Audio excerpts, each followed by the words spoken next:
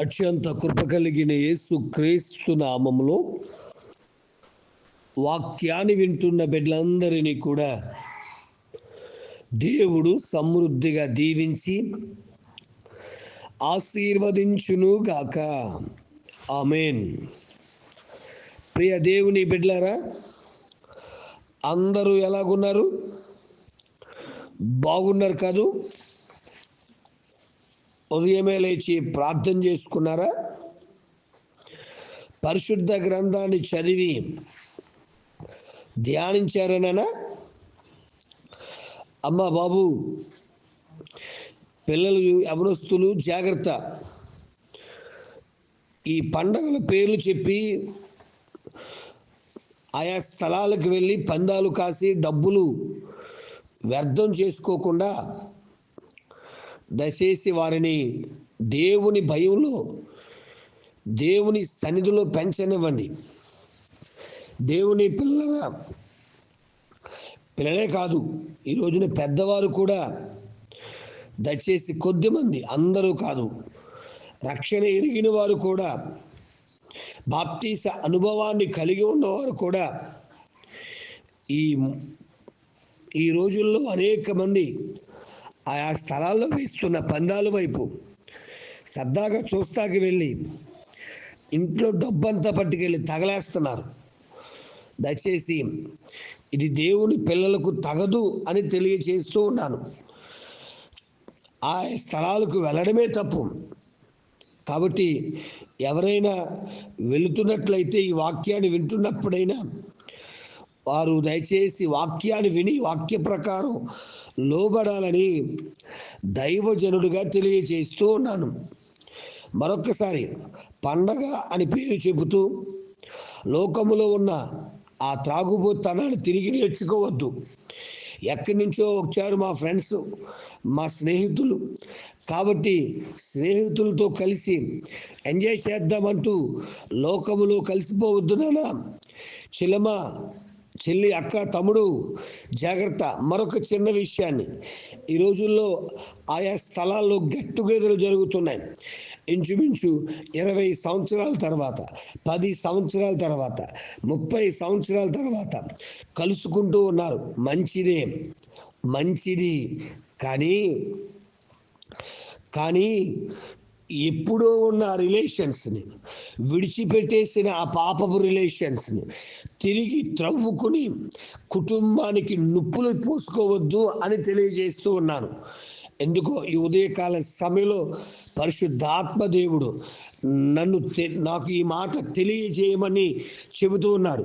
ఒకవేళ ఎవరైనా ఎలాంటి రిలేషన్స్ను సీక్రెట్గా భార్యకు తెలియకుండా, భర్తకు తెలియకుండా భార్య దయచేసి మెయింటైన్ చేస్తూ ఉంటే, దయచేసి దైవజనుడిగా మీతోటి అన్నగా తెలియచేస్తూ ఉండగా మన కుటుంబాలు మనం కట్టుకుందాం. దయచేసి గెట్ టుగెదర్లో ఆ యొక్క గ్యాదరింగ్లో దయచేసి మంచిది, ఫ్రెండ్షిప్ మంచిది, కానీ పాపపు రిలేషన్స్ని కొనసాగించడం మాత్రం మంచిది కాదు అని తెలియజేస్తున్నాం. మంచిదండి. వాక్యాన్ని ధ్యానం చేద్దాం. మొదటి దినవృత్తాంతాలు 13వ అధ్యాయములో దావీదు గారు మందసాన్ని తన దావీదు నగరకు తీసుకువెళ్తున్నప్పుడు ఎందుకు ఆటంకాలు వచ్చాయి అనే విషయాలు మనం ధ్యానిస్తూ నిన్నటి ఉదయకాల సమయంలో మొదటి మాట ధ్యానించాం. ఏమిటి అంటే, దావీదుకు వచ్చిన ఆలోచన ఎవరితో ఆలోచించాలి అంటే దైవజనునితో ఆలోచించాలి. దేవుని దగ్గర దేవుని చిత్తాన్ని కనుక్కోవాలి. కానీ అతడు దైవ చిత్తము కొరకు దైవజనుని దగ్గరికి, దేవుని దగ్గరికి వెళ్ళక అధిపతులతో శతాధిపతులతో ఆలోచన చేస్తూ ఉన్నాడు. అందుకే అతని యొక్క ప్రయత్నం ఆటంకాలుగా మారిపోయింది. ఇక రెండవదిగా మనం గమనిస్తే మొదటి దినవృత్తాంతాలు 13వ అధ్యాయం 7వ వచనం చూస్తే, వారు దేవుని మందసమును ఒక క్రొత్త బండి మీద ఎక్కించి అభినాదాబు ఇంట నుండి తీసుకుని వచ్చిరి. దేవుని బిడ్డలారా, రెండవ విషయం తెలియజేస్తూ ఉన్నాను. మందసాన్ని దయచేసి సంఖ్యాకాండం 4:15 ప్రకారం లేవీలైనటువంటి వారు కహాతీయులు వారి భుజ స్కంధాల మీద మోయాలి, మందసాన్ని మోయాలి. కానీ మందసాన్ని క్రొత్త బండి మీద ఎక్కిస్తున్నారు. అర్థం చేసుకున్నాం. ఏమండి ఈ క్రొత్త బండి ఏమిటి, ఈ క్రొత్త బండి ఎక్కడ అలవాటు అయింది అని మనం ఆలోచన చేస్తే, మొదటి సమూయేలు గ్రంథం 6వ ఫిలిస్తీయులు మందసాన్ని క్రొత్త బండి మీద ఎక్కించి ఇశ్రాయేలు దేశానికి పంపించినట్టుగా మనం చూస్తాం. ఫిలిస్తీన్ల కంటే తెలియదు, వారికి చెప్పేవారు లేరు, ధర్మశాస్త్ర ఉపదేశకులు లేరు. వారి దేవుళ్ళు అనబడుతున్న వారిని అలా క్రొత్త బండి మీద ఎక్కించి ఊరేగిస్తారు. మరి దావీదుకి దైవజనులు ఉన్నారు, యాజకులు ఉన్నారు, ధర్మశాస్త్రము తెలిసిన గొప్ప గొప్ప వ్యక్తులు ఉన్నారు. అయ్యా మందసాన్ని ఎలా తీసుకురావాలి అని చెప్పుంటే దయచేసి వాళ్ళు చక్కగా చెప్పు ఉందినేమో. వారికి వచ్చిన ఆలోచన, ఆయనకు వచ్చిన ఆలోచన ప్రకారం, లేకపోతే ఆ మనుషులు చెప్పిన, శతాధిపతులు చెప్పిన ఆలోచన ప్రకారం క్రొత్త బండి, క్రొత్త విధానాలు. ఈరోజు సంఘాల్లో క్రొత్త విధానాలు, క్రొత్త బండి వేషాలు వచ్చేసాయి. దైవవాక్యం వింటున్న దేవుని బిడ్డ, ఈరోజు నీవు కూడా క్రొత్త బండి లాంటి కొత్త కొత్త పద్ధతులకు, కొత్త కొత్త అబద్ధపు ఆలోచనలకు, అబద్ధ బోధలకు లోబడిపోతున్నదేమో.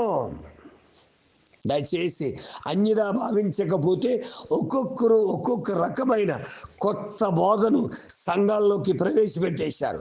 ఎప్పటికీ అబద్ధ బోధకులు ఎక్కువైపోయారు. దయచేసి వాక్యం వీరికి అర్థం కావడం లేదు, వాక్య ప్రకారం ఉందా లేదా అని ఆలోచన చేయట్లేదు.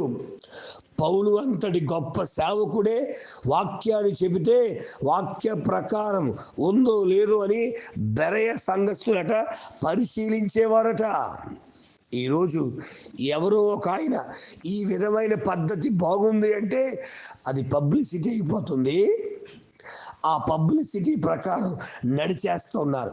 ఏం కారణం అంటే సంఘములో ఆరాధన లేదా దేవుని సేవ వ్యాపారం చేసేసారు. క్రొత్త బండి, ఎక్కడ చూసినా వ్యాపారమే. క్రొత్త బండి ఎక్కడిది వ్యాపారం? ఫిలిస్తీన్లది, అయ్యో అన్యులది. తమ్ముడా చెల్లి, నేను మీకు కొన్ని విషయాలు చెప్తాను. ఇది మీరు చేస్తే మీరు ఎప్పటికే క్రొత్త బండి ఎక్కేసినట్టే. జాగ్రత్త.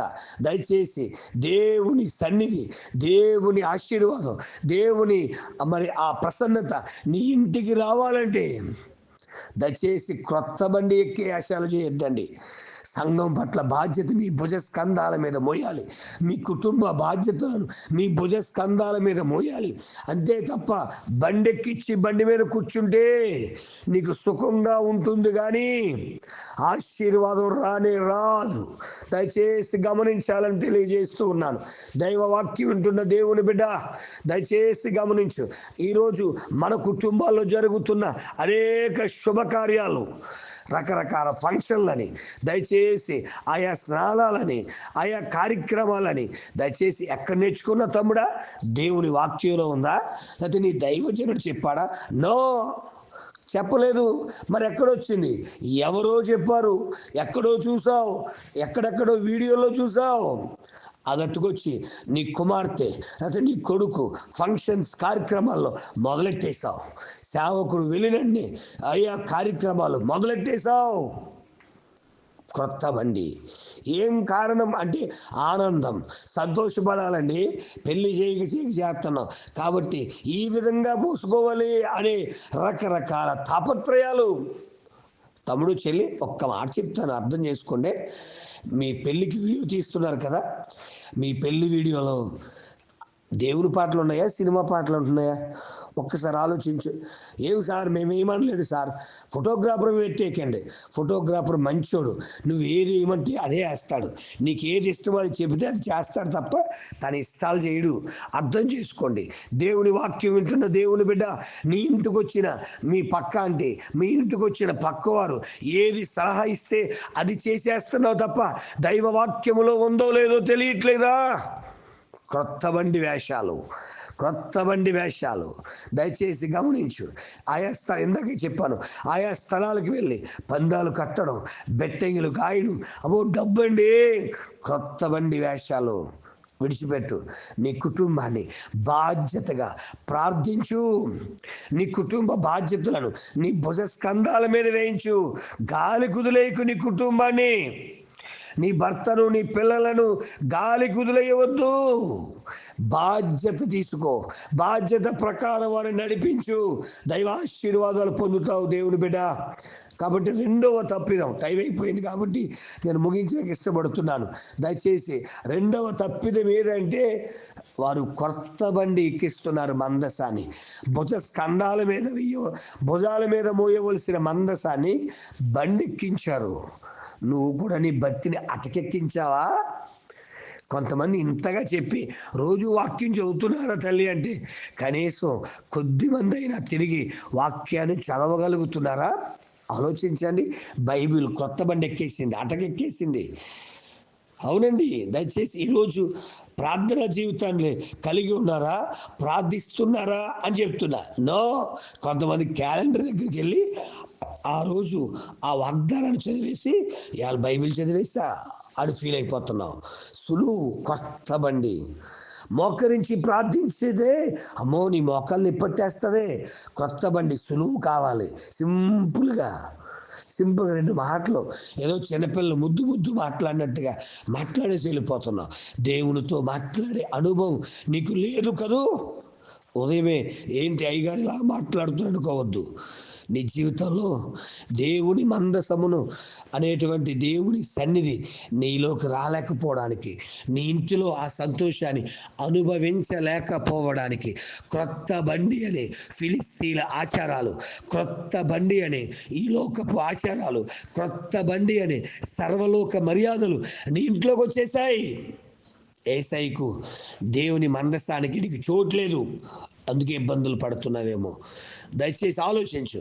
ఈరోజైనా పశ్చాత్తాపంతో, అయ్యో ప్రభువా నిజమే, ఇప్పటికీ నా ఇంటిలోకి, నా జీవితంలోకి, నా కుటుంబంలోకి, ఇంకా చెప్పు నా సంఘంలో కూడా కొత్త పద్ధతులు బయలుదేరాయి. క్షమించునైనని ఒప్పుకోగలిగితే తిరిగి మందసము అనబడుతున్న దేవుని సన్నిధి నీ ఇంటికి రావడానికి ఇష్టపడుతున్నాడు నా దేవుడు. మరి నీకు ఇష్టమేనా? మూడవ ఆటంకం రేపు ఉదయం దానం చేద్దాం, ప్రార్థన చేసుకుందాం. తండ్రి నీకు వందనాలు. యేసుక్రీస్తు నామములో ప్రభువా, ఈ ఉదయకాల సమయంలో కొన్ని మాటలు మేము ధ్యానించడానికి మీరు చూపుతున్న కృప కొరకే వందనాలు అయ్యా. నీకు స్తోత్రాలు. క్రొత్త బండి వేషాలు వేయక, కొత్త పద్ధతుల్లో భక్తిని సన్నగిల్లింపచేయక అయ్యా, కొత్త పద్ధతుల్లో మా భక్తి జీవితాల్లో మేము అణగారిపోకుండా అయ్యా, నీ వాక్యం ఏదైతే చెప్పిందో ఆ వాక్య ప్రకారం జీవించే కృప మాకు దయచే. నీ సన్నిధిని మేము అనుభవించుటకు, మా కుటుంబాల్లో అనుభవించుటకు, పరమశమందుటకు, దీవించబడుటకు మీ జ్ఞానమును మాకును వాక్యాన్ని వింటున్న బిడ్డలందరికీ దయచేయమని, నడిపించి బలపరచమని, ప్రతి కుటుంబము సంతోషముతో, ప్రతి కుటుంబం వాక్యానుసారంగా, ప్రతి కుటుంబము అయ్యా నీ సన్నిధిలో ఎదిగే భాగ్యము దయచేయమని, ఆరోగ్య ఆశీర్వాద దీవెనలు మెండుగా కృమరింపచేయమని, మహిమ పొందమని, మహిమాస్వరూపుడు రక్షకుడైన యేసు నామమున అడుగుచున్నాను తండ్రి. ఆమేన్. ప్రార్థన అవసరతల కొరకు నా సెల్ నంబర్ 9866958571. ప్రభు కృప మీకు తోడుగా ఉండును గాక. ఆమేన్.